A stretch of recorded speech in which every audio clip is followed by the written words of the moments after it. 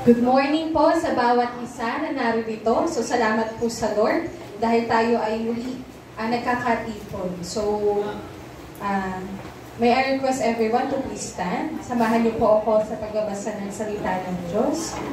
So, then open your Bible sa 2 Timothy chapter 4, verses 1 to 8. Sige po, let's read.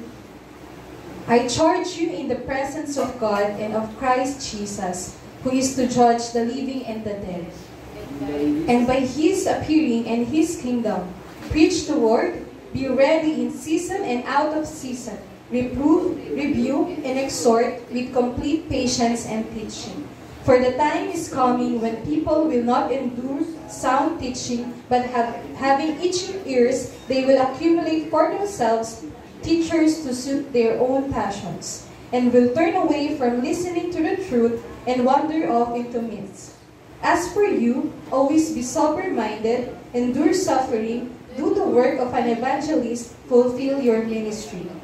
For I am already being poured out as a drink offering, and the time of my departure has come. I have fought the good fight, I have finished the race, I have kept the faith. Henceforth there is laid up for me the crown of righteousness, which the Lord, the righteous judge, will award to me on that day. And not only to me, but also to all who have loved His appearing. So, ang Diyos po mapagpala sa kanyang mga salita. So, maaari na po maupo ang bawat isa. So, welcome po sa ating church, sa Gospel Coalition Church. So, binabati ko po ang bawat isa na narito, maging ang lahat po ng nanonood sa atin through our online worship service. So, even yung mga kasama natin sa Zoom, so welcome po. Magandang araw po sa inyo. So, let's see important announcement for this day, for this week. So, yan, pakibati po. Nasaan si Ate Telma? Happy birthday, Rana! Ay, salamat po. Pakibati niyo po ako. Birthday! And so, wala sa Ate Telma. Yan, birthday niya rin ng 4, and then 5 si Kaisi po, yung anak ni Kuya Seb. And then si Siron sa 7, si Nanay Laning sa 9, and then si Tita Elsie sa 12. So, meron din nagsa-celebrate na anniversary this month of October. So, sa 21, si Kuya Rain, si Ate Telma, and then sa 27, si Tatay Hegna and si Nanay Laning. So, happy birthday, and congratulations po for celebrating another year sa inyong marriage. And also, yung ating celebrants for kids sa P. Alcantara, sa Nagcarlan, sa San Gabriel, kids and teens. So, pakibati din po natin sila. Ayan. So, and also, yung ating mga regular activities, we can see on our screen.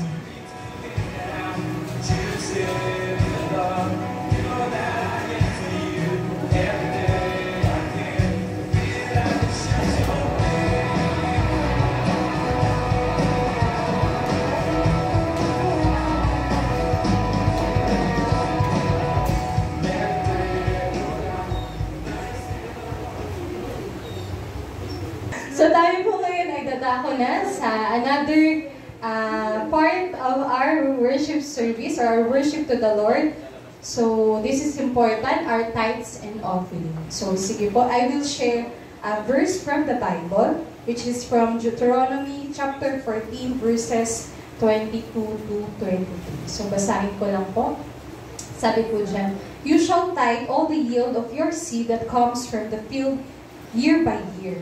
And before the Lord your God, in the place that He will choose to make His name dwell there, you shall eat the tithe of your grain, of your wine, and of your oil, and the firstborn of your herd and flock, that you may learn to fear the Lord your God always. So, dito po sa mga talatang ito, makikita po natin yung commandment. So, makikita natin dito yung katotohanan na yung tithing, yung tithes and offering, ito ay ginagawa noong panahon pa lang ng Old Testament. So up to this time, sa New Testament and our time, ayan po, ginagawa pa rin itong tithes and offering, itong pagta-tithe na ito. So ano pong katotohanan ng sinabi dito? Sabi sa God's Word Translation, every year be sure to save a tenth of the crops harvested from whatever you plant in your field. So dito makikita natin na yung tithing, kinumento ni God, and nandun yung diin na be sure, talagang gawin mo ito, yung pagbibigay, yung pagtatay, pag-give ng 10th of whatever you have to the Lord. So itong tithing na binabanggit dito, actually, based on references, ito yung tinatawag na second tithe. Kasi di ba yung first tithe, it is yung giving back to God. Tapos yung mga tithes na yun, napupunta dun sa mga priest. Itong tithe na dinidescribe dito, ito ay yung tithe that is meant to be consumed. Kasi sa later verses, binanggit doon na itong tithes na to, itong mga harvest na ito, it will be eaten before the Lord. And of course, kahit yun yung parang purpose niya, sa verse 27, I think. So, binanggit din doon na hindi rin dapat ma-neglect yung mga Levites, so yung mga priests, patungkol dito. So, yun po yung background. So, dito, sinasabi na talagang kailangan mo itong gawin at malinaw na sinabi kung nung Old Testament, yung 10 o yung tithe, yung 10%. So, maari kasi nating sa panahon ngayon, dahil generous giving tayo, of course, we should give more than, di ba?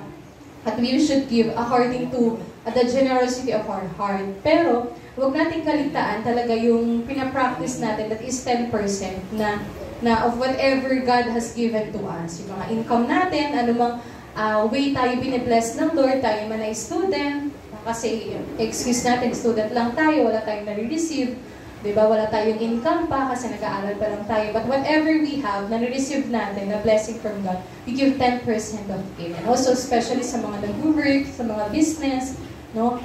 Maring maisip natin, ito lang ibibigay ko sa Lord.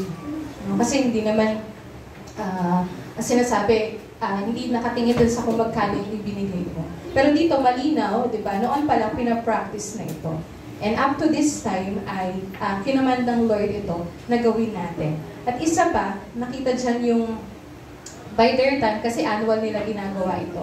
Pero dito makikita natin yung katotohanan na ito ay consistently ginagawa dapat natin bilang mga anak ng Diyos, bilang mga iniligtas ng Diyos. And isa pang nakikita natin dito sa mga sumunod na talata, let's focus on the purpose. Bakit ba pinapagawa ng Lord itong tithing? So sabi dun sa God's Word Translation, ulit yung gamitin ko, then you will learn to fear the Lord your God as long as you live. Sa ESV, that you may learn to fear the Lord your God always. So, itong tithing na ito, itinuro ng Lord sa mga Israelites that time, and also tinuturo sa atin ng Lord para patuloy nating maalala sino ba yung provider natin, sino ba yung nagkaloob sa atin ng lahat ng meron tayo. Si God yun.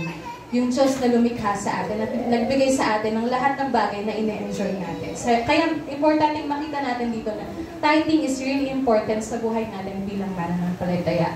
At important din ito sa pagsunod natin sa Diyos. Kaya nga, let's be reminded that tithing isn't about just giving money back to God. Kasi sa Kanya naman niya in the first place. But it is acknowledging that God deserves the first priority in our lives, di ba? Na dito tinuturo sa atin na unahin natin ang Diyos. Marami tayong priorities in life, di ba? Okay lang naman yun, yung mga pinagkakagastusan natin dito, kailangan natin yan para mabuhay tayo sa mundong ito. Pero, ang nire-remind sa atin ng God is to put Him first above all. So, whether it's in our career, whether it's in all aspects of our lives, even in our money, we put God first. So, makikita natin dito na kapag inuuna natin ang Lord, especially sa aspect na ito, nakikita sa buhay natin that we prioritize God and we put God above all. Para, alam mo yun, yung din, kasi diba may yun sa verse na the love of money, diba? So, kapag napapractice natin na inuuna natin ang Lord, natatanggal natin, nade-develop sa character natin na hindi yung temptation na mahalin natin yung pera kaysa kay God. So, as we meditate on these verses, nawa maalala natin na yung kalooban ng Lord, why He commanded us to tithe, to give back to Him, is that we may learn to fear the Lord. Hindi ngayon lang, hindi bukas, kundi always. Kumbaga sa lahat ng araw ng ating buhay ay matutunan natin na magbigay ng paggalang, pagmamahal, pagsamba sa ating Diyos. So, yun lamang po. So, yung hawakan po natin yung ating mga ipagkakaloob sa Lord, and tayo po ay mananalangin as we give our tithes and offering to God. So, let's bow down and let's pray. Lord, Father God, nagpapasalamat po kami, Lord, sa biyaya mo na patuloy naming natatanggap. Tunay nga po na Ikaw, O Diyos, ang patuloy na nagbe-bless sa amin. Ikaw nagkakaloob ng lahat ng meron kami. Kaya nga, Lord, dalangin po namin na tulungan mo kami na sa araw-araw, Ikaw ang patuloy naming unahin. Nawa, Lord, patuloy na mabigyan ka namin ng number 1 na position in our lives, O God. Ikaw yung, we put you first sa giving, sa financial aspect namin, sa relationship, sa faith namin, Lord, at anumang aspect ng area ng aming buhay, patuloy na Ikaw ang nangunguna, Lord. Kaya, Lord, nagpapasalamat kami sa pagkakataon na ito that we are able to give, Lord.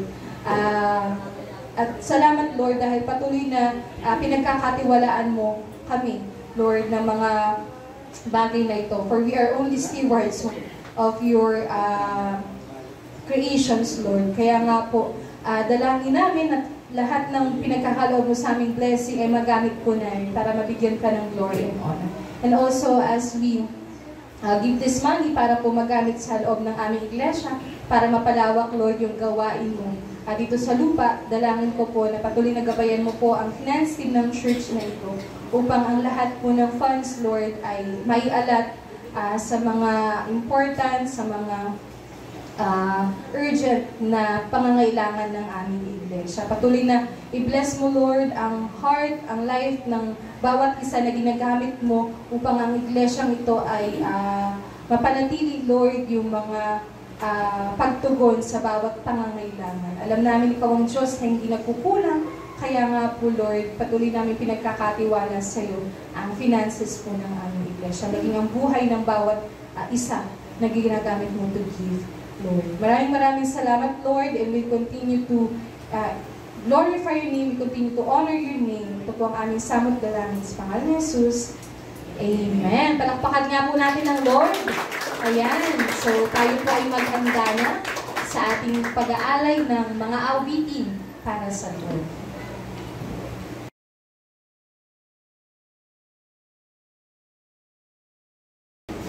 Okay, magandang araw po sa ating lahat. Good morning, good morning, good morning. Handa na po ba tayo magpuri sa Panginoon? Amen. Sabi po sa Psalms 95, at isang awitin din ito, Come, let us sing for joy to the Lord. Let us shout aloud to the rock of our salvation. Amen. So tayong lahat ay magpupuri sa Panginoon. Inaanyayahan ko po ang lahat na tumayo. Ang Diyos na buhay ay ating paglilingkuran, ating aawitan. Ang ating pong Diyos na pinaglilingkuran ay buhay. Amen. At siya narito sa ating kalagitnaan at nakikita niya ang ating puso, ang ating isip, ang ating ginagawa sa pagpupuri sa Kanya. Because He lives forever and ever. Amen. Amen. Let us sing, My Redeemer lives forever and ever.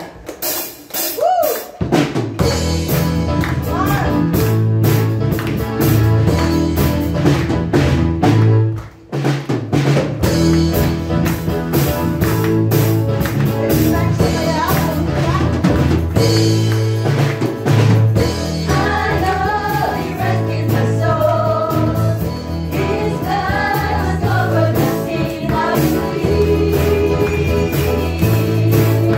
Hallelujah.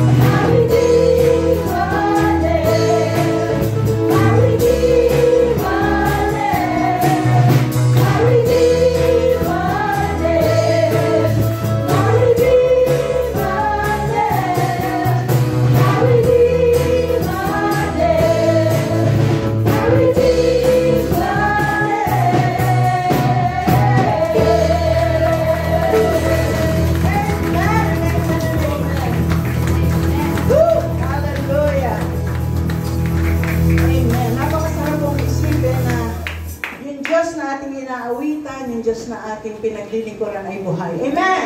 Amen! Ang ating Diyos ay buhay! Hallelujah! At dahil siya ay buhay, patuloy natin siyang purihin, awitan, luwalhati. Our God is holy. Ang ating Diyos ay banal. At dapat tayo rin ay mamuhay ng may kabanalan sa harap ng Panginoon. Hallelujah! Oh, thank you, Lord.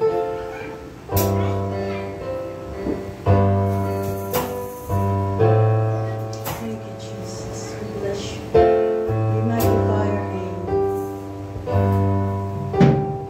Holy, holy are you, Lord. The whole earth is filled with your glory. Let the nations rise to give honor and praise to your name. Let your praise shine on us, and the world will know you live. All the heavens shout your praise. Beautiful is our God. The universe will sing hallelujah to you, our King.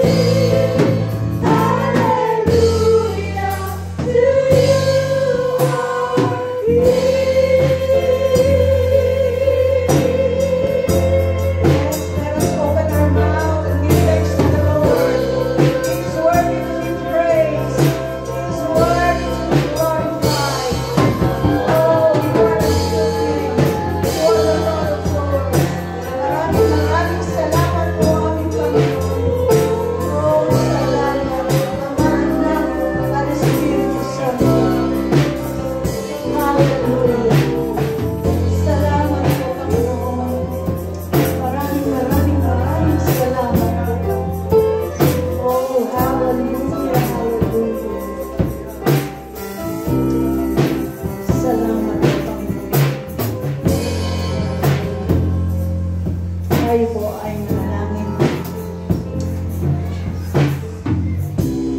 Ama naming Diyos na makapangyarihan sa lahat, sa pangalan po ng iyong anak na si Jesus, sa pangyarihan ng iyong Santong Espiritu, maraming salamat po for this wonderful day once more. May pinagkaloob mo for us to worship you, to give you praise and glory, to give you thanks. Salamat sa kalakasan na patuloy na pinagkakaloob mo sa amin. Salamat sa kagalingan, sa mga sakit at karamdaman. Salamat po sa kapayapaan na amin pong nararanasan. Salamat po sa mga biyaya at pagpapala na patuloy naming nararanasan at na-enjoy sa aming mga buhay. Bagamat maraming problema, maraming struggles, alam namin na nariyan ka upang kami alalayan, upang kami tulungan. Tulungan mo kami na lubos na magtiwala sa iyong kapangyarihan. Tulungan mo kami na ikaw lamang ang aming paglingkuran, ikaw lang ang aming pagtiwalaan. Ikaw lang ang nakakaalam ng aming kinabukasan. Kaya Panginoon, we entrust everything to you. We entrust this service unto you, O God. Nawa, bigyan mo po ng katagumpayan ang araw na ito, ang araw ng pagsamba, hindi lamang sa iglesia namin, kundi sa buong mundo. Nawa, ang iyong pangalan ay patuloy na mahayag, maluwalhati, at patuloy na magbigay ng kaligtasan sa mga taong hindi pa po nakakakilala ng lubos sa iyo. Nawa, ang bawat isa ay tunay na magbigay ng panahon sa pagsamba, pagpupuri at pagpapasalamat. At nawa, O Diyos, ikaw ang patuloy na mag-anoint sa iyong lingkod na gagamitin sa araw na ito. Let your anointing flow at nawa ay ang katagumpayan mo, ipagkaloob mo po sa aming panambahan sa araw na ito hanggang sa matapos ang aming gawain. Ikaw lamang ang mataas, ikaw lamang ang mabigyang kapurihan at kaluwalhatian sa araw na ito. Sa iyo ang papuri, pasasalamat sa pangalan ni Jesus. Lahat po ay magsabi na Amen and Amen. Palakpakan po natin ang best clap offering ang ating Diyos na lahat. Amen and Amen. So, bago po tayo minig, ating po munang basahin.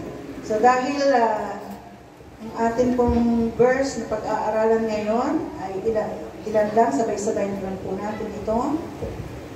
Babasahin. Okay. Hindi sa naliwanag.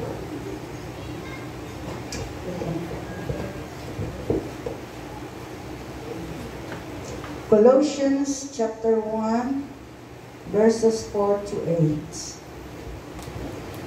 Sabay-sabay po natin babasahin.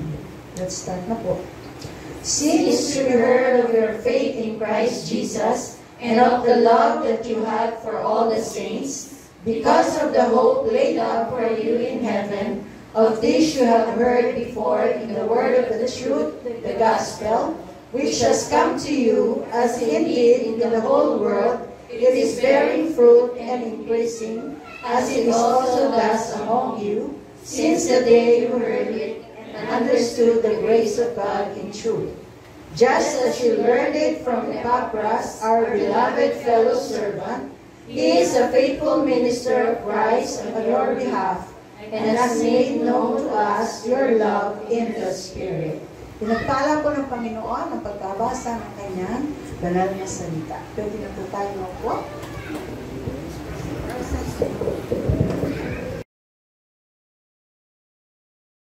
Magandang umaga po sa bawat isa. Yan, salamat sa dalawa na pumati. Morning po. Magandang umaga po. Okay, so what a blessed day that we have dahil tayo ay nasa Panginoon. At alam po natin na ang Panginoon hindi tumitigil sa mga bagay na ginagawa niya. At ang plano at kalooban niya ay isinasa katuparan niya. What is unique about Christianity? Marami na pong mga religion sa paligid natin. At dumadami pa. Kaya the question is, what is unique about our faith?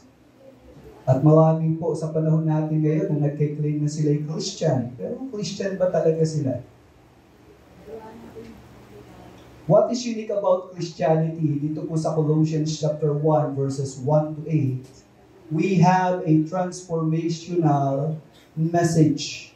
No, yung mensahe na ating inuunawa, pinapaalam sa atin ng Diyos, ito'y nakapagbabago ng buhay. At ito pong pag-aaral natin ay kumikilala that gospel changes lives. Marami po tayong mga napapakinggan na mga celebrities, mga tao na involved sa athletic activities. They are claiming to be Christians. Pero ang tanong, Kristiyano ba talaga sila? Maraming mga churches, ang tanong, yung bang church na yun ay talagang church ni Jesus Christ? Isa lang ang church. Pero ano ba yung katangian ng church ng ating Panginoon? So sa umaga pong ito ay titignan po natin yung mga talata na ating una nang pinag-aaralan nung nakaraan. So yung part 1, pinag-usapan natin na itong pagbubukas ng aklat ng Kolosas ay tumukoy sa pagpapakilala ng nagsulat na tao na ginamit ng Diyos. No? At yung naisulat niya ay salita ng Diyos. No? So we have the author and then the addressee. Kanino ba isinulat ito? No? Pinag-usapan din po natin last time. And then acknowledgement. Sino bang kinikilala ng nagsulat ng aklat na ito? So yan po ay tiningnan natin nung nakaraan. So sa umagang ito, let us talk about the evidence of salvation. Sa verses 4 to 8. Ano ba yung mga nabanggit? So sa unang mga pananalita, makikita natin yung manifestation. So sabi ganun sa verse 4, since we heard of your faith in Christ Jesus. Dito po may tatlo na katangian. May tatlong naganap sa buhay ng mga mananampalataya sa Colossae. At ito po ay bunga ng kanilang kaligtasan. So the first thing, we have heard your faith in Christ Jesus. So pag sinabi natin faith, sabi sa Ephesians chapter 2 verse 8, for by grace you have been saved through faith. So yung kaligtasan natin ay bunga ng biyaya ng Diyos. At yung biyaya ng kaligtasan, ito'y natanggap natin dahil tayo ay sumampalataya. Through faith. No, dito po malinaw ang kaligtasan hindi sa pamamagitan ng gawa. No, hindi usapin yung anong ginawa mo para sa Diyos. Hindi po yun ang pinag-uusapan para maligtas, kundi yung ginawa ba ng Diyos, pinaniniwalaan mo na nakapagliligtas. Na yun ay sapat na hindi mo na kailangan dagdagan. Wala kang gagawin para maligtas. Ito ay biyaya. Naniniwala ka ba rin? So by grace, you have been saved. At ito ay may pagtanaw sa natapos na gawain ng ating Panginoong Jesus. At yung pananampalataya, sabi gano'n, and this is not your own doing, it is the gift of God. So, malinaw dito na yung pananampalataya hindi ginawa ng tao. Not your own doing. Kundi ano daw? It is the gift. Pag sinabing gift, sino dito yung nung birthday mo, nagbigay ka ng pera sa isang tao at sabi mo, ibili mo ko ng sapatos. ibigay mo yung sapatos sa akin bilang regalo. Regalo ba yun? Kung ikaw yung gumastos. Hindi po ba? Pag ikaw ay nagtrabaho at binigay sa'yo yung nararapat na bunga ng pagtatrabaho mo, ano tawag doon? Sweldo. Di po ba? Kasi nagtrabaho ka eh.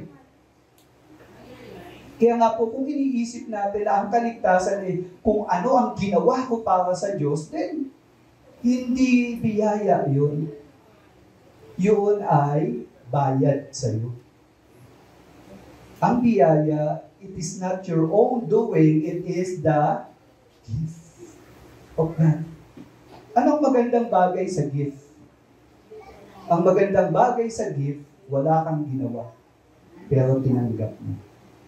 Yung bang parang may nagyaya na kumain, tapos matapos kayong kumain ng sabi, huwag ka na magbayad.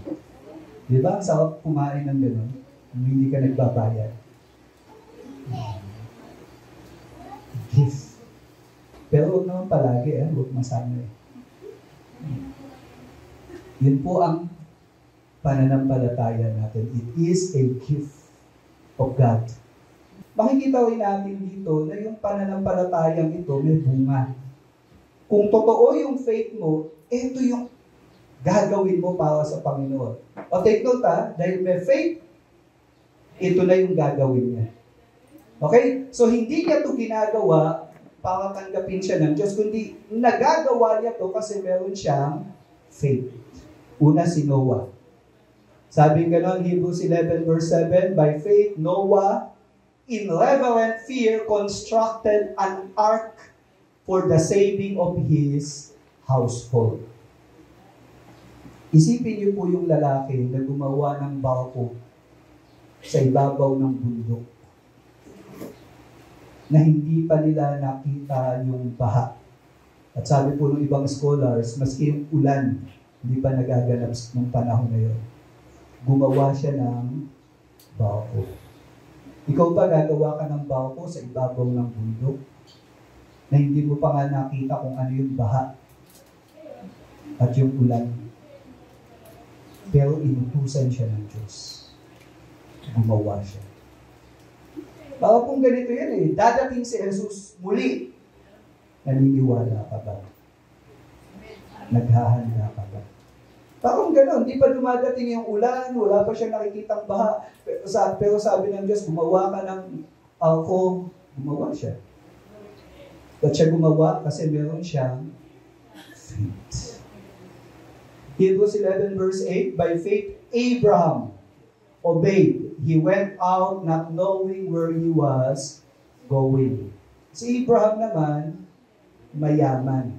Malaki ang ari-arian nila dun sa lugar na kung saan sinabihan siya ng Diyos, Abraham, umalis ka sa lugar na yan. Dadalhin kita sa lupang pangako. Ano ginawa ni Abraham? Bagamat komportable na yung buhay niya, masarap ang buhay niya, mayaman siya, pero ano sinabi ni Lord?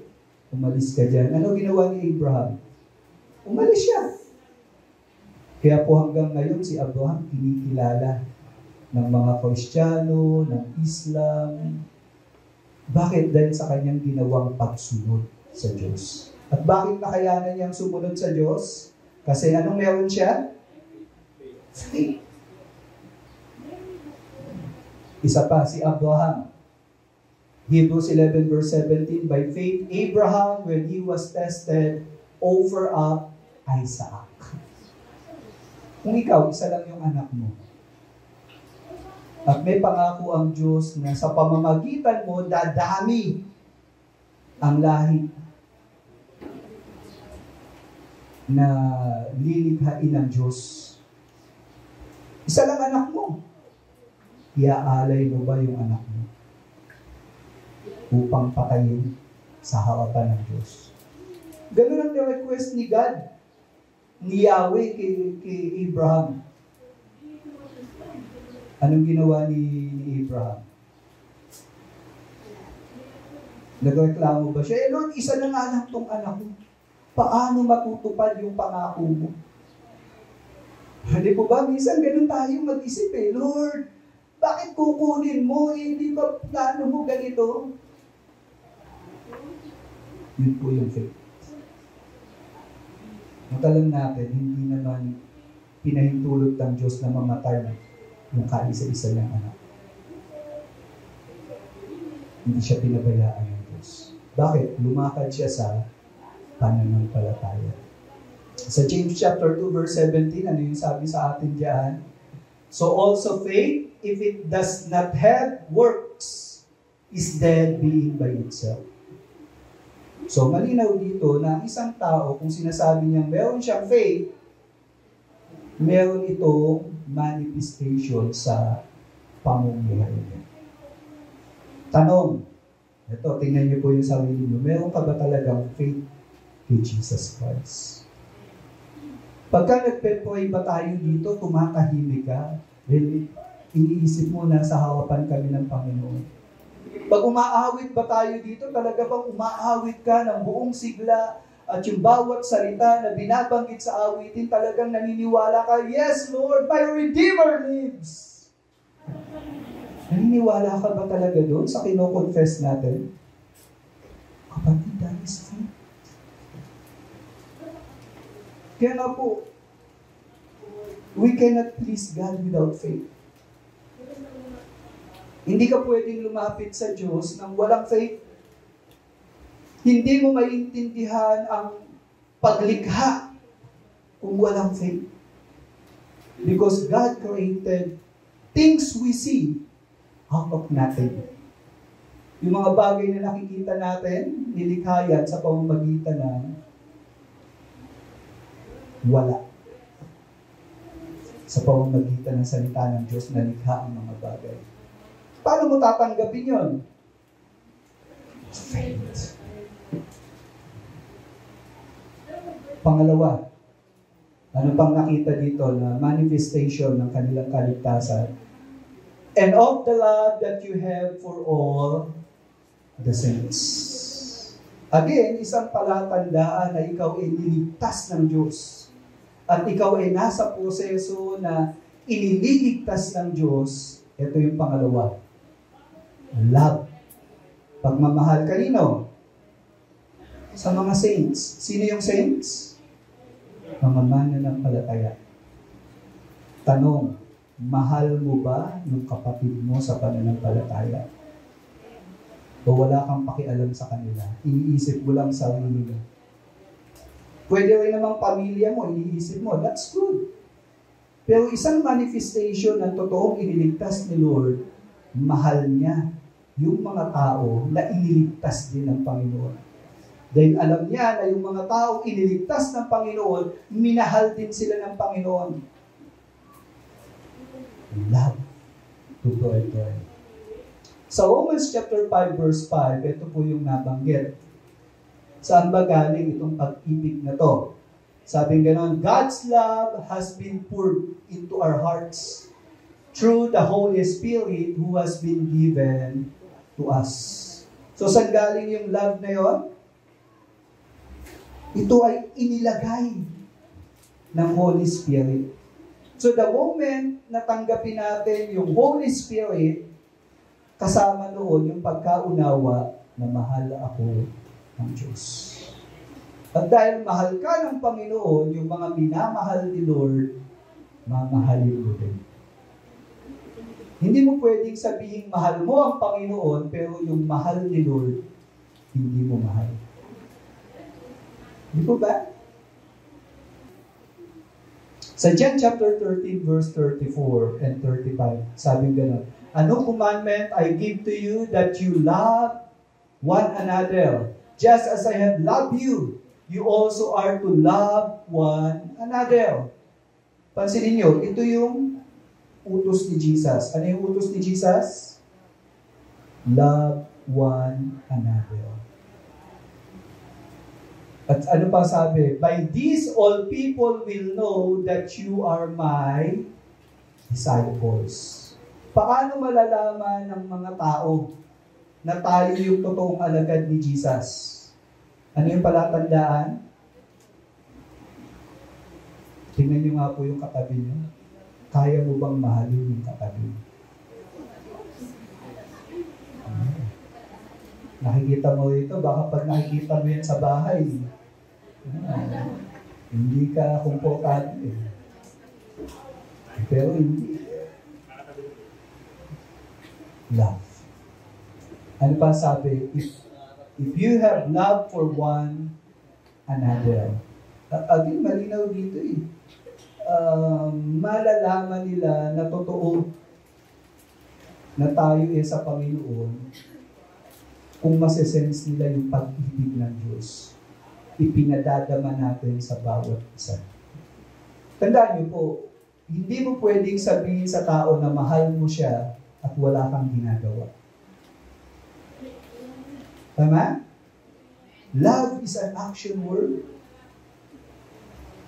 Masabi mo, mahal kita, pero palagi kang late sa meeting.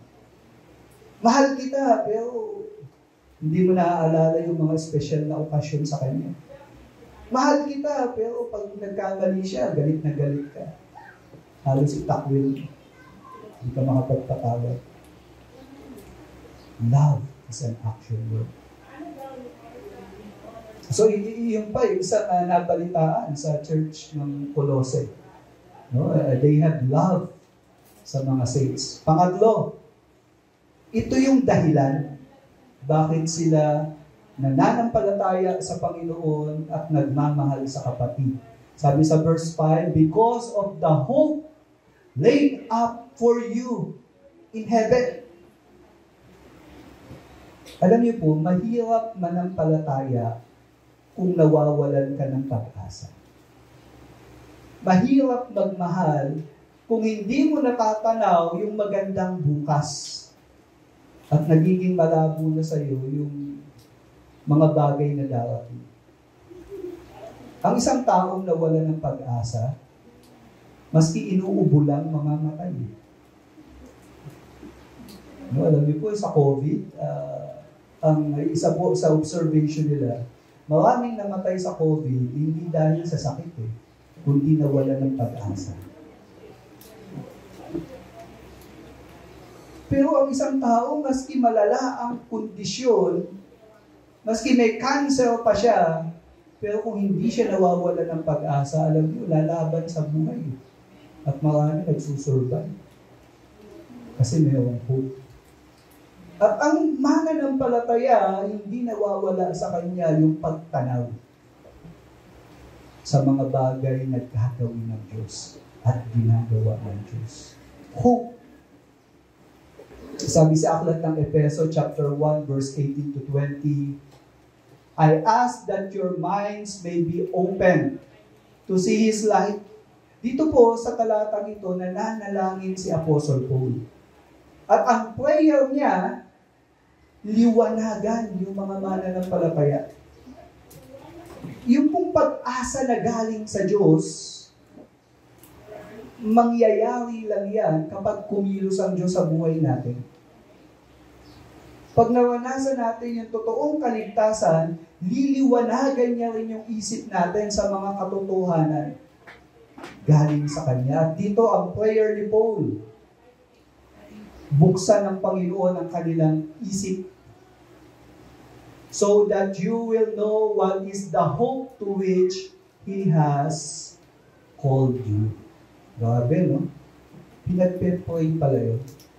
Yung para tayo ay liwanagan. O ang kapatid mo, para siya magkaroon ng liwanag sa katotohanan, ipinagpipray pala yun. Ano yung hope na yan? Sabing ganon, how rich are the wonderful blessings He promised His people.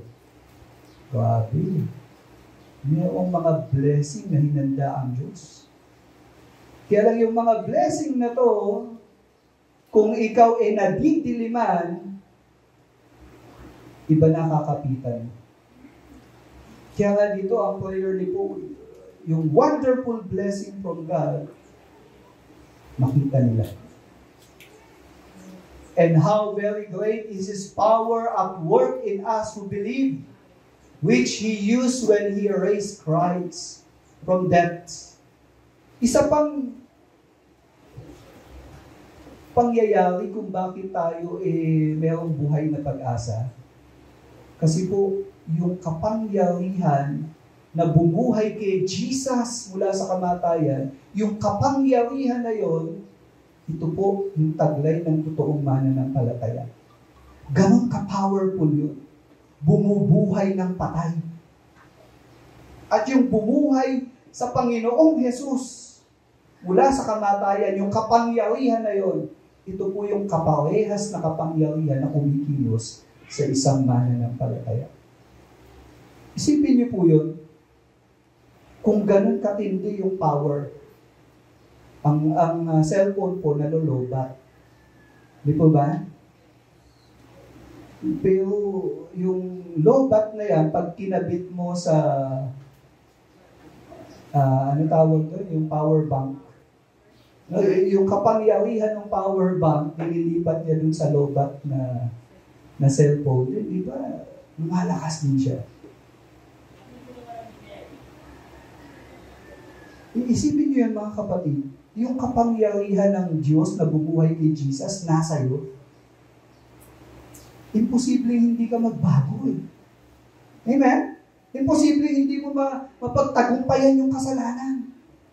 Imposible hindi mo mapigilan yung sarili mo sa mga gawain hindi totoo. Kasi yung kapangyarihan na bumuhay kay Jesus, yun ang kumikilo sa atin. Yun ang nag-ooperate sa atin. Hello? Tanong, naniniwala ka ba? Si Apostle Paul, mamamatay Kristiyano na bago buhay. Naniniwala ka ba? Kaya niya rin gawin sa'yo. Kaya rin gawin ng Panginoon yun sa'yo.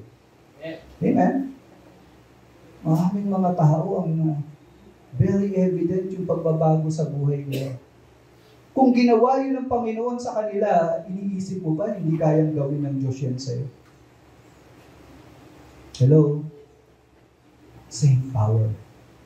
Anong dahilan ng mga pangyayaring ito? The message.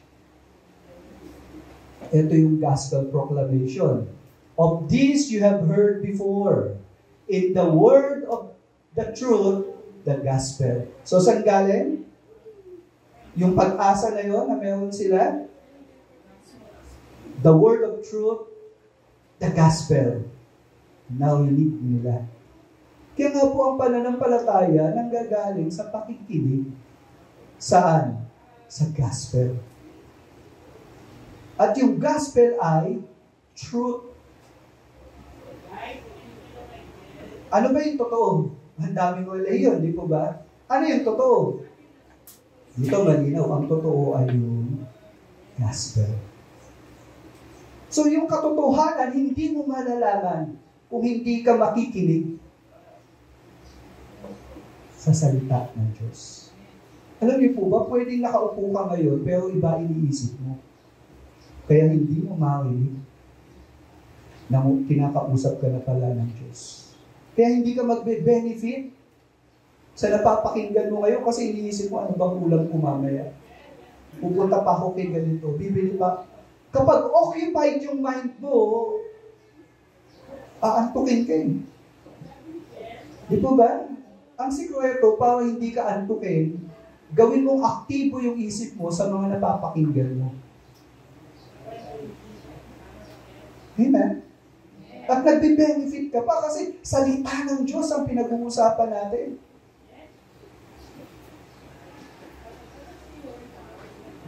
At itong word of truth, the gospel, sabi gano'n, which has come to you, tandaan niyo po ito, ang pakikinig sa katotohanan, hindi yan karapatan. May mga taong namatay, hindi sila nakarinig ng salita ng katotohanan.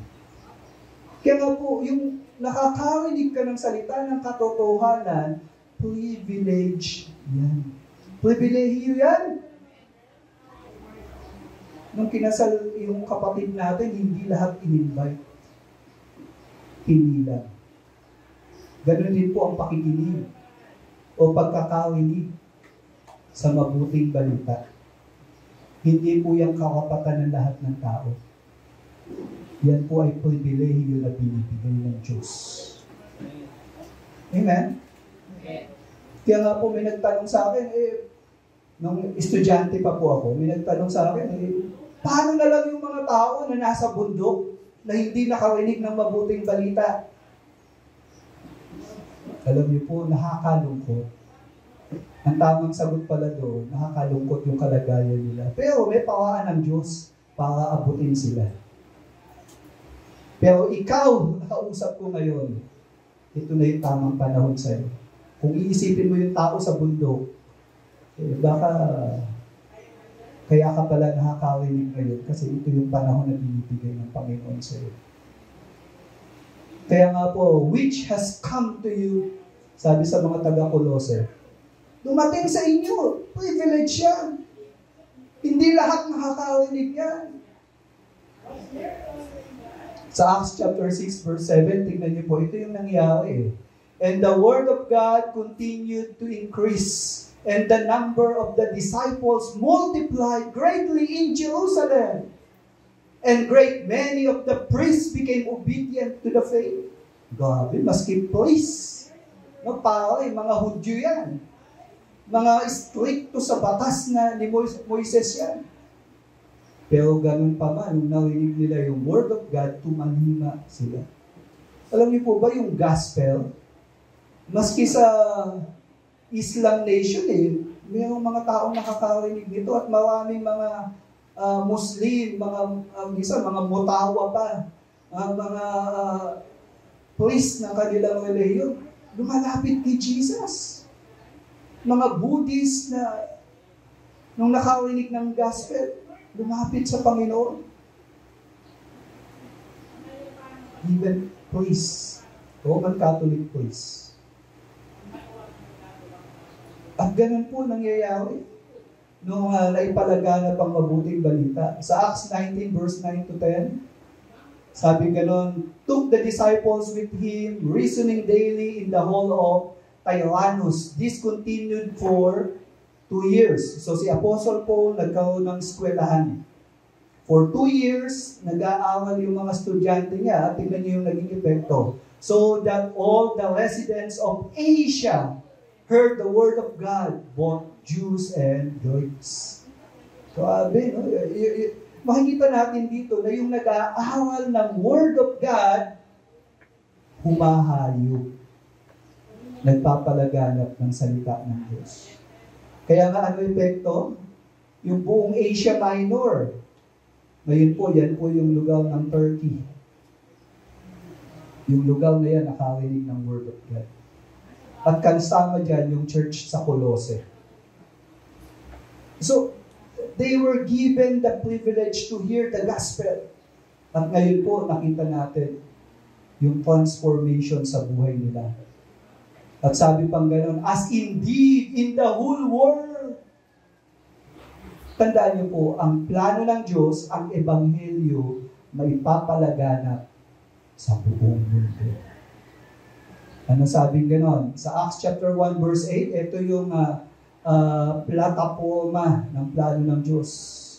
But you will receive power when the Holy Spirit has come upon you. Kausap dyan yung mga unang disciple ni Jesus. And you will be my witnesses. Sabi, Jerusalem, Judea, Samaria, and to the end of the world. Take note, end of the world. So, hanggang kailan may paparinig ang mabuting balita? Hanggang magunaw o hanggang matapos ang kasaysayan ng mundo. Hanggang sa muling pagbabalik ni Jesus, yung mabuting balita ipalalaganap. Yun po yung plano. Sa Matthew chapter 28, 19 to 20, ano pa sabi? Go therefore and make disciples of all nations. Ano sabi sa verse 20? I am with you always to the end of the age. Sabi, dito mapapansin natin, ang mundo na meron tayo matatapos. Okay? Kaya nga lahat ng mga bagay dito sa mundo, pansamantala eh. They will end. Pero ano sabi? Even to the end, yung gospel will be proclaimed. Amen? Yan ang plano ng Diyos. Kaya mga kapatid, huwag tayong maniwala na ang gospel message hindi na importante. At ito ay maluluma. Parang yung mga uso-uso. No, noong 1960s, uso yung mga hippie. Oh, yeah, man. Peace. Nawala sila. Ito ba? Noong 1980s, ano ba yung uso? Noong 1990, di ba may mga nauuso pero biglang nag-fade, nawawala. O kung uusbong man, mayroong bagong mukha. Ganun po nangyayari. Pero ito, yung Word of God, yung gospel, hindi maluluma. Yung natutunan mo ngayon, nung unang panahon pa man, pinag-aaralan niya. At hanggang sa pagbabalik ni Lord, yung pinag-uusapan natin dito, hindi maluluma. Dahil palagi itong totoo. Sa lahat ng panahon, sa lahat ng tao, bata, matanda, nagbabago yung paligid natin. Pero yung Word of God, yung mensahe ng salita ng Diyos, totoo pa rin yun. Amen. Pwede po bang palakpakan natin ang Panginoon? Kaya mga kapatid, huwag kang manghinawa sa pag-share ng gospel. Kaya nga po ngayon, nagko-compile tayo ng mga preachings. No, pinapalabas natin yan ngayon sa Facebook, sa YouTube, Spotify, ano pa ba? Kinakalat natin yan. Bakit? Kasi ang Word of God, hindi maluluma yan. At ako po, may mga pinakikinggan akong mga video ng mga preachers nung unang panahon pa eh. At nabibless ako. Bakit? Kasi ang usapin, gospel.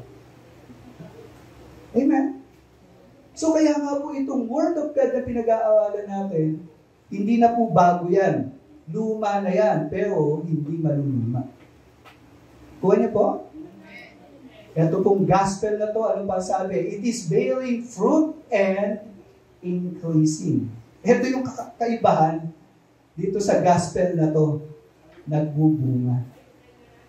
Ano yung bunga na yun? Sabi sa John 15 verse 16, You did not choose me, but I chose you and appointed you, that you should go and bear fruits, and that your fruit should abide. So dito makikita po natin na nung tinawag tayo ng Panginoon, ang mangyayari sa atin, we will bear fruits. Ano sabi? Sinong pumili sa atin? Pinili ba natin ang Diyos? Hindi tayo yung pumili sa Diyos. Pansin niyo po ba, pagka Bible study, nagyaya ka, ilan lang sasama sa'yo? Minsan wala pa. Pagka birthday, di ba? Ang daming sasama sa'yo. Maski hindi ini-invite, pumupunta eh. Pero pag tungkol sa Diyos, hindi sila interesado. Sa sabungan, pag pumasok ka, may bayad. At napupuno ang sabungan ng tao. Dito sa church, walang bayad eh. Pero hindi tayo mapuno.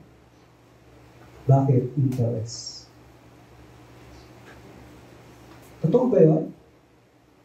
Na ang tao mas interesado sa sabong kaysa sa Diyos. Tama mali.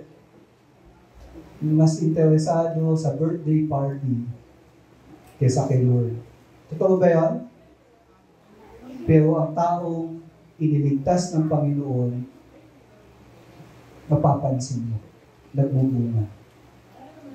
Dati kung magsimba ka pa, birthday mo lang, ngayon hindi na eh. Ayaw mo na umabsent sa gawain ng Diyos.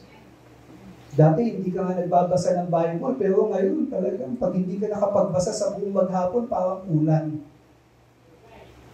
Pag hindi ka naka-attend ng prayer meeting, hindi ka naka-attend ng gawain ng Panginoon, parang may hinahanap ka eh.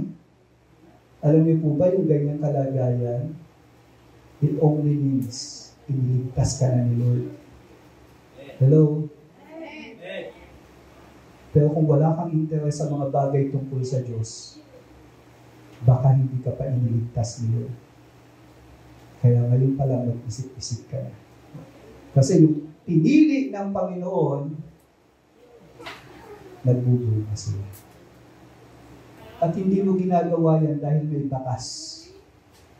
Ginagawa mo yan kasi may pagbabagong nililikha ang Diyos sa buhay mo. Amen. Kasi yan po'y patunay na ikaw ay nasa tamang landas. Amen. Kaya nga po mga kapatid, walang kalugihan sa Panginoon. Kaya nga po dito, as it also does among you. Kasi normal po yun eh. Sabi pa, since the day you heard it and understood. Take note, kailan nagsimula yung pagbabago? Since the day. The moment you got born again, nagsisimula na yung pagbabago.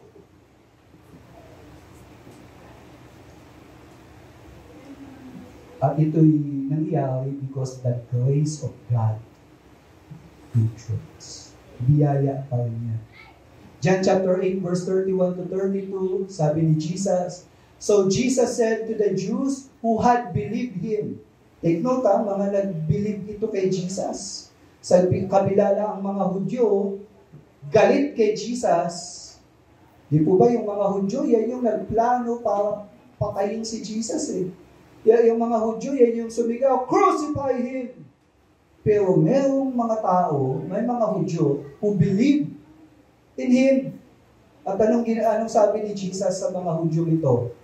If you abide in my word, you are truly my disciples. Sino daw yung totoong alagad ni Jesus?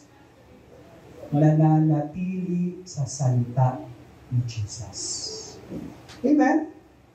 Ang interest mo, yung salita ni Jesus. Kaya nga po, mga kapatid, may pagbabago talaga eh. Sabi sa 32, habang nangyayari yan, ano yung epekto? And you will know the truth, and the truth will set you free. Grabe. Look, ako po nung hindi ko pa kilala ang Panginoon, ang dami kong tanong eh. Isang tanong ko, saan ako nanggaling? Ba't ba ako nabubuhay? Pag namatay ako, anong mangyayari sa akin? Alam niyo po, gumugulo sa isip ko yun. At dumating yung time, maski natutulog ako, pag naaalala ko yung mga tanong na yun, na walang sagot at that time, natatakot ako. Pero alam niyo po, nung nagpakilala ang Panginoon sa akin, yung mga sagot na yun naging nanina. Kaya nga po, sa ngayon, ano man po mangyari sa buhay namin, alam ko hawak ng Diyos yung bawat sitwasyon. At dahil nagmamahal ang Panginoon at hindi niya sisirain yung pangalan niya, alam ko, iingatan kami ng Panginoon at gagawin niya yung pinakamabuti para sa amin. Amen. Kasi ganun ang Diyos na kilala ko. He can do things exceedingly, abundantly, more than what I can think or ask for. Ganun ang Diyos ko. Ganun ba yung Diyos mo? Kung hindi ganun ang Diyos mo, baka ibang Diyos ang kilala mo. At ito yung Diyos na pinag-uusapan natin ngayon. Pinili ka. Yung katotohanan, taglay niya. And then, itong message of the gospel, tandaan natin, dumadating ito sa mga mananampalataya dahil may ginagamit siyang tao. Dito sa mga taga-Kolose, sino ba yung ginamit? Sabi sa verse 7, just as you learned it from Epaphras. Ang lugar ng Kolose, kaya nakarinig ng gospel, hindi si Paul ang ginamit. Si Epaphras. At may iba pang kasama si Epaphras. Pero si Epaphras po, isa sa mga naging kagamit-gamit sa kaharian ng Diyos. Minsan po sa atin, iniisip natin, dapat yung pastor ang gamitin dyan. Hindi po. Bilang mananampalataya, may kakayanan kayo na binigay ng Panginoon. upang magawa niyo yung kalooban ng Diyos. Amen? Hindi kailangan pastor palagi yung nananalangin para yung kapitbahay mo lumapit sa Panginoon. Maski ikaw, kung mananalangin ka, gagamitin ka ni Lord. Kung mag-share ka ng gospel, pwedeng marinig ng kapitbahay mo yung mabuting balita. Dahil yung taglay ko na spirito bilang pastor, parehas tayo ng espiritu na dumadaloy. Amen? At yung taglay ni Apostol Pablo na spirito, yun din yung spirito na meron tayo ngayon. So, kaya si Epaphras, he was used by God. Sa Colossians 4:12, tignan natin. Ito po si Epaphras. Sabi, Epaphras, who is one of you, a servant of Christ Jesus, greets you. So si Epaphras pala, taga-Colose. Kaya huwag nating isipin na dahil kababayan ko to, hindi nila ako tatanggapin. Dahil kapamilya ko to, dapat iba mag-share sa kanila. Hindi po totoo yun. Dahil taglay mo yung presensya ng Panginoon, pag nagsalita ka, ang maririnig nila, hindi na ikaw, ang Panginoon nangyayusap sa kanila. Amen? So si Epaphras, at taga-Colose siya, and yet, he was used by God. At ito pa si Epaphras, always struggling on your behalf in his prayers, that you may stand mature and fully assured in all the will of God. Ano mapapansin nyo kay Epaphras? Ipinaglalaban niya sa panalangin yung mga taga-Colose. Hindi po kiligtas na sila, hindi mo na ipagpetol. Sa sistema ng Diyos, makikita po natin na maraming mga pangyayari sa Bible na naganap dahil may mga taong nananalangin. May mga revival na naganap. May paglaganap ng Word of God. May mga taong gumaling sa sakit. May mga taong nakarinig ng Word of God. Bakit? Kasi may mga nananalangin. May mga taong mapapahamak pero naligtas. Bakit? May mga taong nananalangin.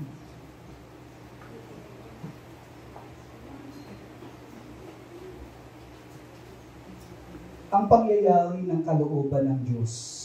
Tayo may limitasyon.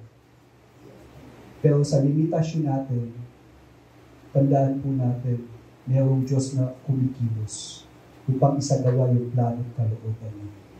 At nangyayari yun, hindi lang dahil gawa tayo ng gawa. There are times, kailangan mong tumigil sa ginagawa mo upang lumuhod, manalangin. Kaya nga po, mga kapatid, maski may sakit ka, nasa bahay ka, may rayuma ka, hindi ka makagala, pwede ka maging kagamit-gamit sa church. Paano? Take time to pray. Amen? Pwede marami kang ginagawa sa trabaho, sa opisina, nalilimitahan ka, pero do you have time to pray? Yung mga prayers mo, kailangan yan ng mga taong humahal at nagpapagamit sa Panginoon. At si Epaphras, hindi niya binaliwala yung panahon ng pananalangin. Philemon chapter 1 verse 23, Epaphras, my fellow prisoner in Christ Jesus. Si Epaphras po, bakit sinabing prisoner? Dahil sa faith niya, dinakip siya ng autoridad at nakulong para sa pananampalataya. Yan po si Epaphras. Kaya nga sabi dito, our beloved fellow servant. Pansinin niyo yung word, fellow servant. Ang lingkod ng Panginoon, hindi siya tinatawag na boss. Ano tawag sa kanya? Servant. Utusan. Alila, alipin ng Diyos. Okay? Hindi po siya alipin ng mga tao, kundi alipin ng Panginoon. At ganun niya, tinitindigan ang kanyang kalagayan.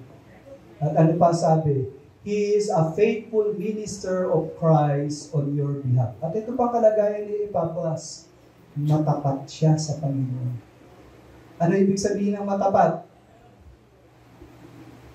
Kapag may ipinangako siya, sisikapin niyang gawin ng buong lakas niya, buong puso niya. Nakikita man o hindi nakikita ng tao. Kasi alam niya, nakikita ni Lord lahat ng gagawin niya. Kaya ginagawa niya yun ng may katapatan. And has made known to us your love in the Spirit. So si Epapras, sa kanyang partnership kay Paul, bagamat siya ay church planter, siya ay utusan ni Pablo. Tagatakbo, tagapagbalita.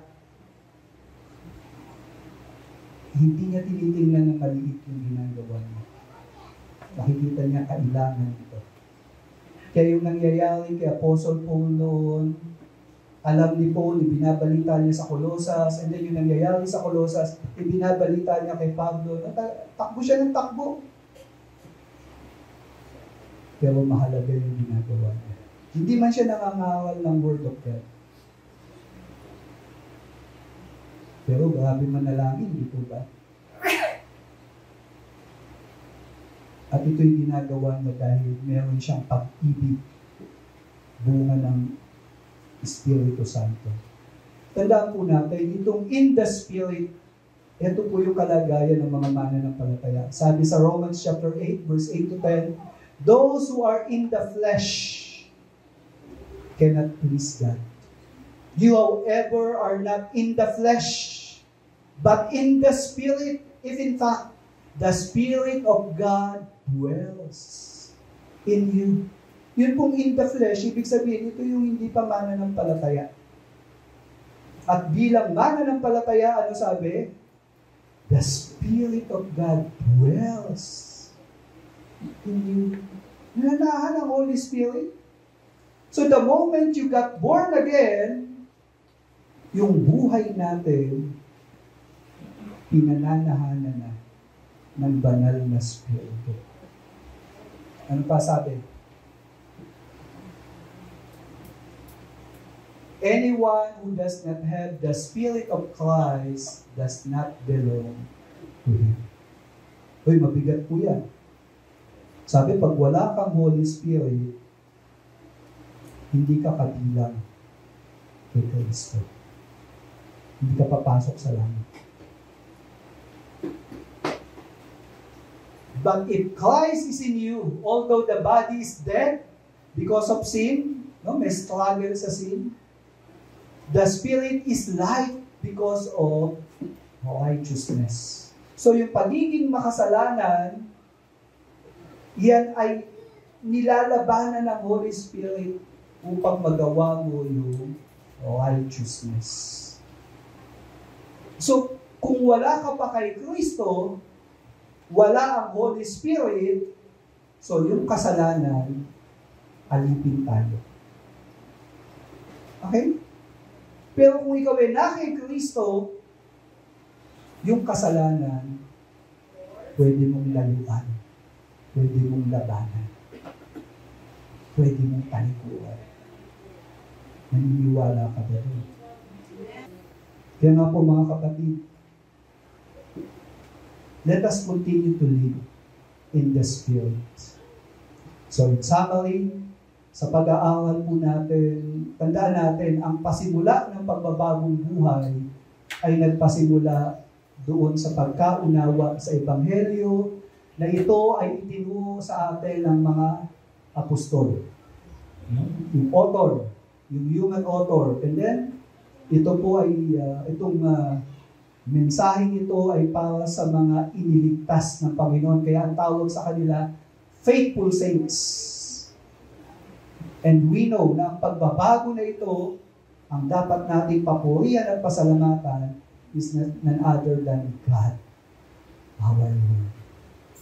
Epistle was written to give instruction to the believers of Jesus Christ. So, yung salvation natin, meron itong manifestation. Ano yung manifestation? faith in the Lord Jesus Christ, love for the saints, and hope of heaven. Yung mga bagay na darating na plano ng Panginoon. Ano ang message? Saan nanggaling? The gospel in the word of truth. Hindi pwedeng wala ang ebanghelyo sa pasimula hanggang sa paglago at hanggang dumating si Lord. Hindi mawawala ang pag-aaral ng Bible. Kaya nga po mga kapatid, kung meron kang totoong faith sa Panginoon, yung Bible study, mahalaga sa iyo. Ma-attend na po ba kayo ng Bible study? Tulong yan sa'yo. And we know, mayroong mga faithful minister na ginagamit ang Lord. At sa case ng mga taga-Colosses, si Epaphras, he is a faithful minister. So take note, gospel will always have fruit in the lives of believers. May bunga yan sa ayaw mo at sa gusto. Kung totoo yung kaligtasan meron ka, makikilala mo ng gusto ang Panginoon. Magpapakilala siya sa iyo. Amen? Matutulog ka sa gabi na payapa. Dahil alam mo, ano ba mangyari sa mundo nito, hawak ng Panginoon yung buhay mo. Amen? May nang-aaway man sa iyo ngayon, alam mo habang ginagawa mo yung tama, sasamahan ka ng Panginoon. Pagtatanggol ka niya. Yung lumalaban sa iyo, ang Panginoon ang lalaban sa kanila. Amen? Overcome evil by doing good. Yan po ang privilege na meron tayo. Kaya nga po, sa application, sa salvation, aim to grow in faith in Jesus Christ, love to fellow believers, and hope on God's promises. Hayaan natin lumago tayo. As a minister, be willing to serve and to be faithful servant of the Lord Jesus Christ. Maglingkod tayo. Hindi ka nakaupo ngayon para umupo lang. Mangarap tayo, time will come. Ikaw naman ang gagamitin ni Lord para maging tagapagpakalat ng mabuting balita. Amen? Hello? Gagamitin ka ni Lord kasi yung kapangyarihan, kumikilos eh. Kaya time will come, hindi ka lang tagapakinig. Gagamitin ka ng Panginoon as you continue to grow in faith.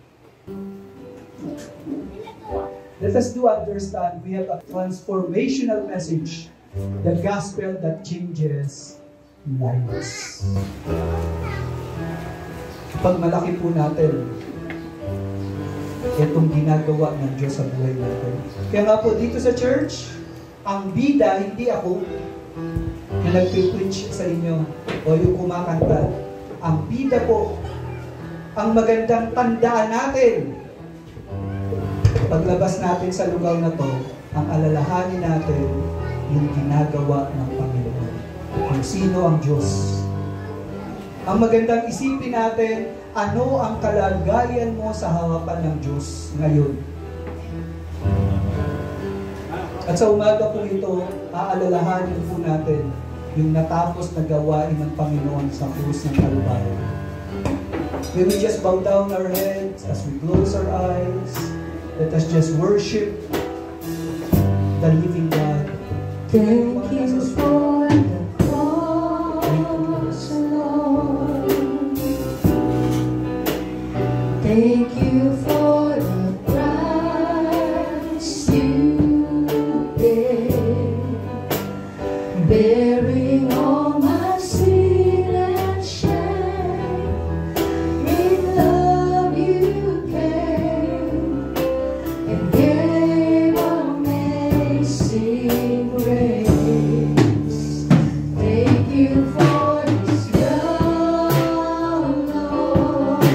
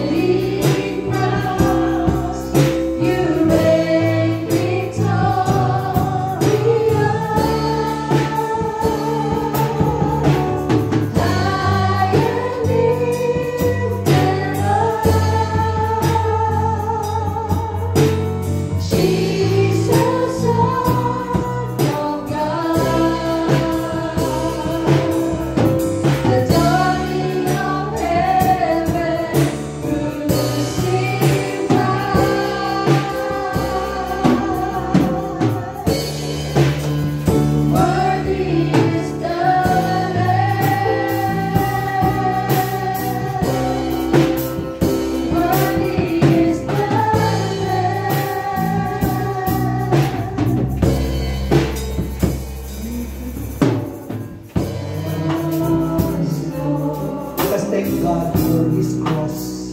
Thank you for the price you paid, Inayawan ng Panginoon. bearing all my sin and shame. In love you gave amazing grace. Thank you for His love, Lord. Thank you for the magnificence. Wash me in your cleansing flow. Now all I know, your forgiveness and embrace. Worthy is the Lamb, seated on the throne. Crown you now with many crowns. You make me talk high and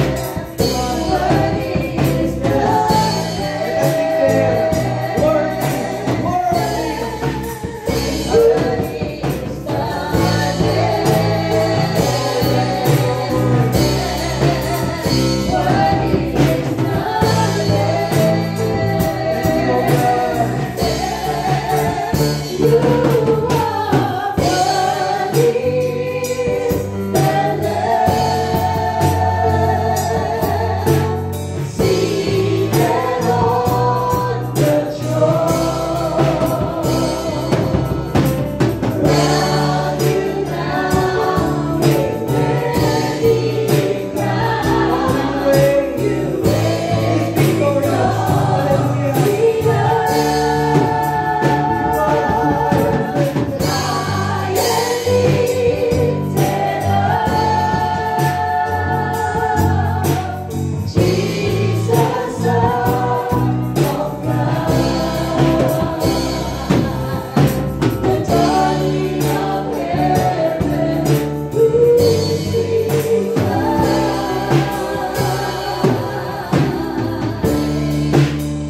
Worthy is the Lamb.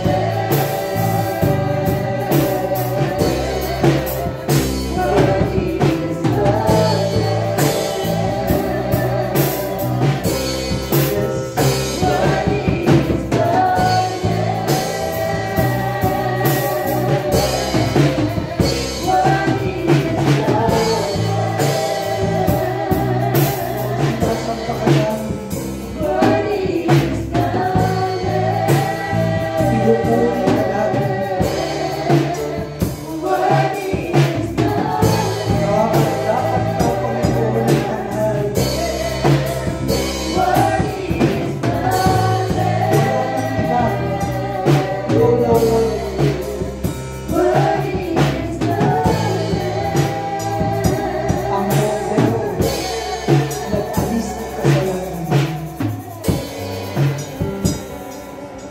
gabi bago ipagkanulo ng ating Panginoong Jesus, siya'y umampot ng tinapay.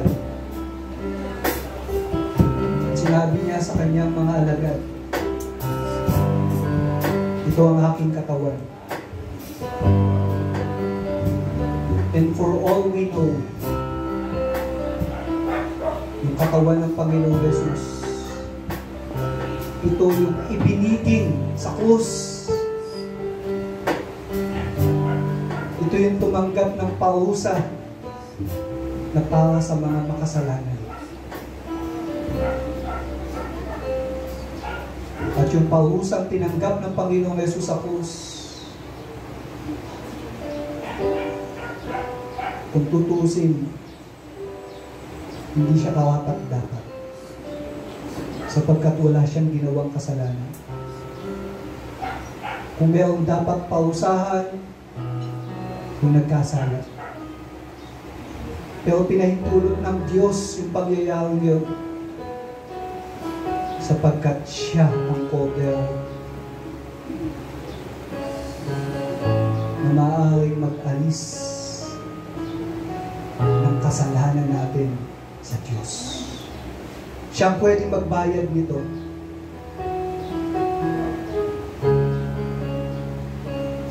Wala nang iba.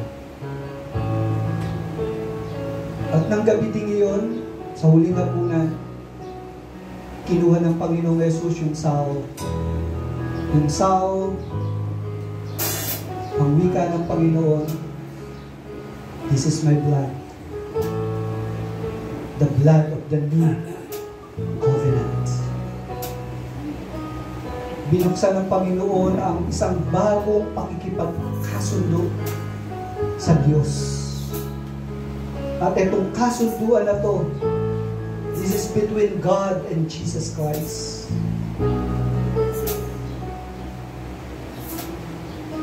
At ang wika ng Panginoon,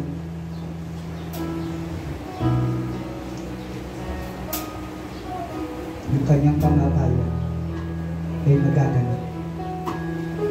Sapagkat walang paglilinis sa kasalanan kung walang mamamatay. Ang bawat nagkasala dapat mamatay.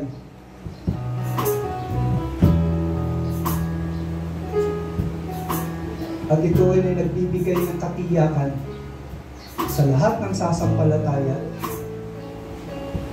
Hindi ka napapausahan. Hindi ka na mamamatay. Yung ikalawang kamatayan, hindi mo nadadanasin. Yung ikalawang kamatayan ay pagtapon sa dagat-dagatang apoy.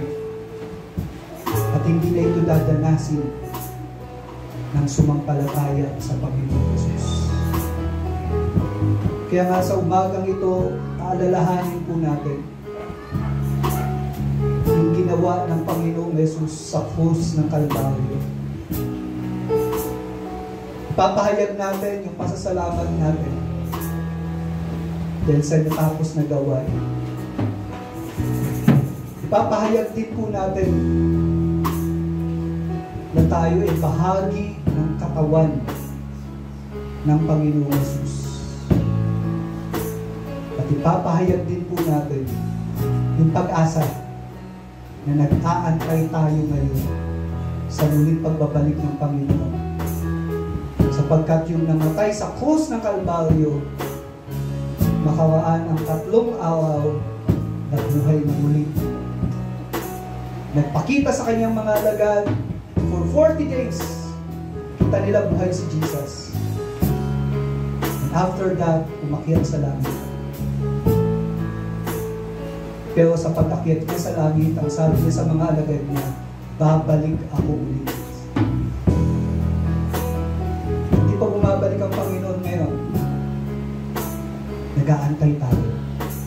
Pero yung iba sa kanila, kinuha na ni Lord. Yung iba sa mga nag-aantay, kinuha niya na. At nasa piling niya na ngayon. Tayo na nabubuhay, nandito pa tayo, nag-aantay tayo. Pero nawa, habang nag-aantay tayo, gawin natin yung dapat natin gawin.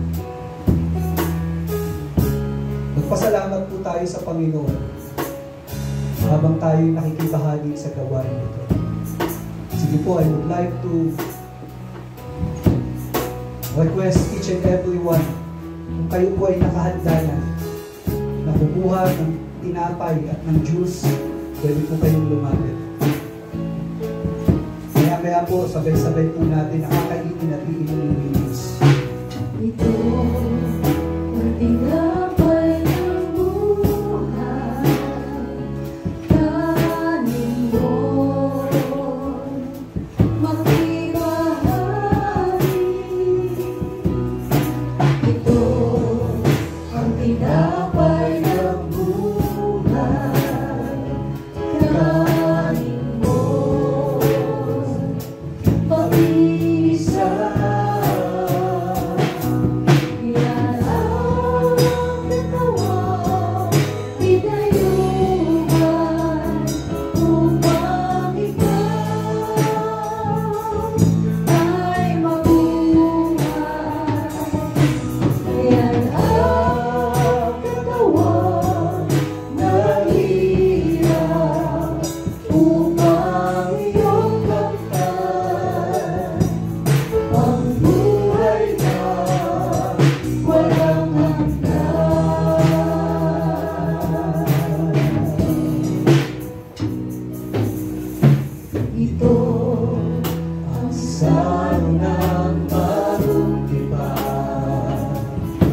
inumin mo ang ibahagi. Ito ang sarong ng bagong tipan. Inumin mo ang isa.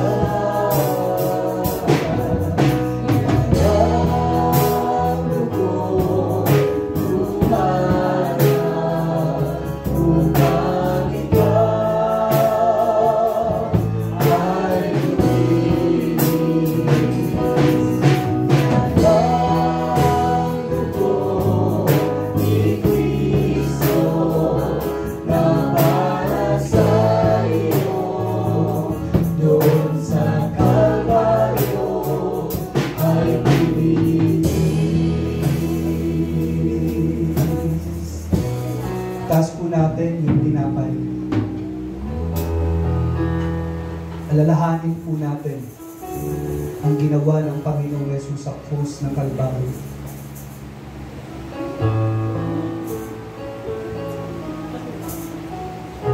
Kung meron po tayong mga gawain na hindi pa kalugod-lugod sa Panginoon, atin po munang ipahayag ang paghingi natin ng tawad. Sapagkat kung ipapahayag natin ang ating mga kasalanan, siya ay tapat at banal na patatawarin tayo at nilinisin sa anumang kalikuan. As we confess our sin, hayaan po natin na ipaalam ng Diyos sa atin. Ipaalala sa atin ng Panginoon na yung ginawa niya sa krus ng Kalbaryo, yun ang kabayaran sa mga nagawa natin kasalanan. Kainin natin ang may pasasalamat ang tinapay na ito.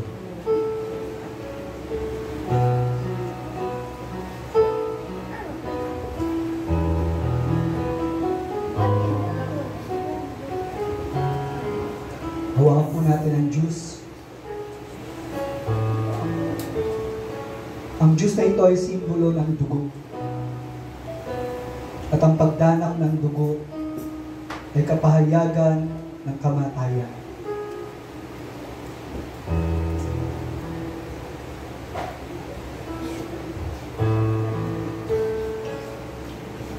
Ang kordero ng Diyos na nag-alis ng kasalanan, hindi siya nagkasala. Perfecto. Ang kabanalang taglay niya ay kabanalan ng Diyos Ama. Kaya't siya lang ang karapat-dapat bilang hari.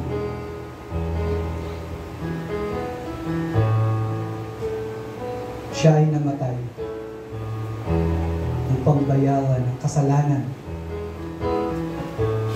ng mga sumampalataya sa Kanya at sasampalataya sa Kanya. Inumin po natin ang may pasasalamat ang juice na ito.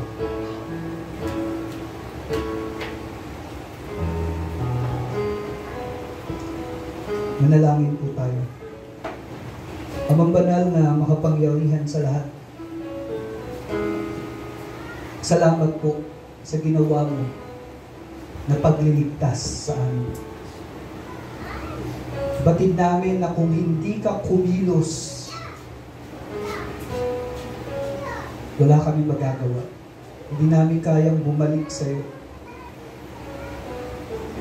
Salamat sa ginawa mo sa krus ng Kalbaryo.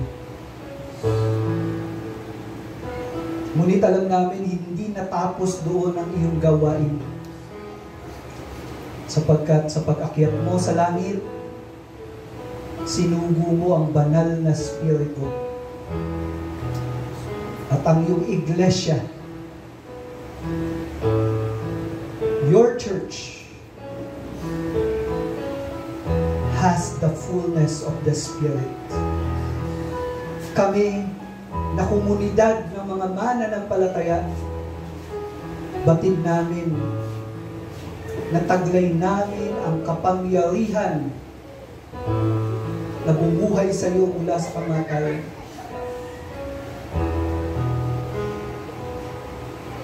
At itong buhay na to Ito ang nagbabago sa aming mga buhay. Ito ang nagbubukas ng aming pananampalataya. Ito ang nagtuturo sa amin upang mahalin ang mga kapatid sa pananampalataya. At ito'y nagbubukas ng aming isipan sa pag-asa na tanging ibibigay ng langit at kailanman hindi masusumpungan sa mundong ito. Panginoon, kami po na nakibahagi sa pag-alaala sa huling hapunan, nag-aantay po kami sa muli mong pagbabalik. Tulungan niyo po kami na kami ay lumago sa pananampalataya. Patuloy kayong magpakilala sa amin. Patuloy kaming makipaglaban sa gawa ng aming laman at maging sa mundo na to na lumalayo sa iyo. Pilitin namin na lumapit sa iyo at lumago sa pagkakilala sa iyo dahil alam namin ito ang nais mo at tinutulungan mo kami na magbago. Kami ay kabilang sa mga bagong nilikha. Mga kapatid, sa pag-alis natin sa lugar na ito, nais kong ipahayag ang biyaya at pagpapala ng Panginoon. Sa ating Diyos na hindi nagbabago noon, ngayon at magpakailanman. Sa ating Diyos na puspos ng kapangyarihan, kaalaman, at taglay niya ang hindi nagbabagong katangian. Sa ating Diyos na may kapangyarihan upang isagawa ang lahat ng kanyang pangako at layunin. Nawa ang biyaya at pagpapala niya at ang pag-ibig niya at ang kapayapaan na dulot ng natapos na gawain sa krus at sa kapangyarihan na dumadaloy sa atin sa pamamagitan ng Espiritu Santo. May the Lord bless you and keep you, and may the face of the Lord shine upon you. In the name of the Father, of the Son, and of the Holy Spirit, everybody says and agree. Amen. Amen. A blessed day to each and every one of you. Bakit may Gospel Coalition Church? Ano pong mission natin? Our mission is to glorify God by proclaiming the gospel until we all attain the whole measure of the fullness of Christ. Ano pong gagawin natin? Sharing Christ, changing lives. Amen? Amen. Once again, a round of applause para sa Panginoon. Blessed day to each and every one.